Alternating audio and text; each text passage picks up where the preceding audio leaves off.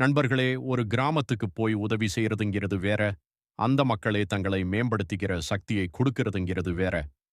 தொண்டு நிறுவனங்கள், என்ஜிஓஸ் அங்கிருந்து போன பிறகு செஞ்ச வேலைகள் நிக்காம தொடரணும்னா, நாம அவங்களுக்கு பொருட்களை குடுக்கக் கூடாது, அதிகாரத்த குடுக்கணும். முதல்ல நாம அவங்களுக்கு வெளியாள் கிடையாது.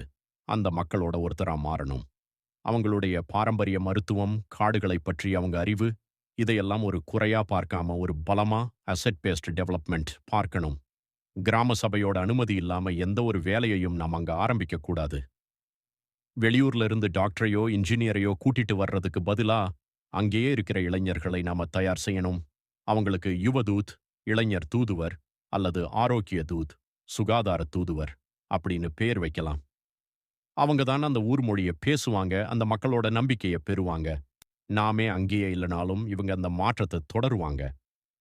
நம்மளோட திட்டம் 3 முக்கியமான விஷயங்களை மையமா வச்சிருக்கணும். 1. வாழ்வாதாரம். காட்டில் கிடைக்கும் தேன் அல்லது மூலிகைகளை அப்படியே விக்காம, அங்கேயே அதை சுத்திகரிச்சு பேக் செஞ்சு விக்க அவங்களுக்கு கத்துக் குடுக்கணும். 2. கல்வி. ஆரம்ப கல்விய அவங்க தாய்மொழியிலேயே சொல்லிக் குடுக்கணும். அப்பதான் குழந்தைகள் பள்ளிக்கு வர்றது குறையாது. 3. சுகாதாரம். அந்த ஊர் நாட்டு வைத்தியர்களோட சேர்ந்து வேலை செய்யணும். பெரிய வியாதினா மட்டும் ஆஸ்பத்திரிக்கு போகணும்னு அவங்களுக்கு புரிய வைக்கணும். ஒரு நல்ல என்ஜிஓ எப்பவுமே அங்கேயே இருக்கக்கூடாது.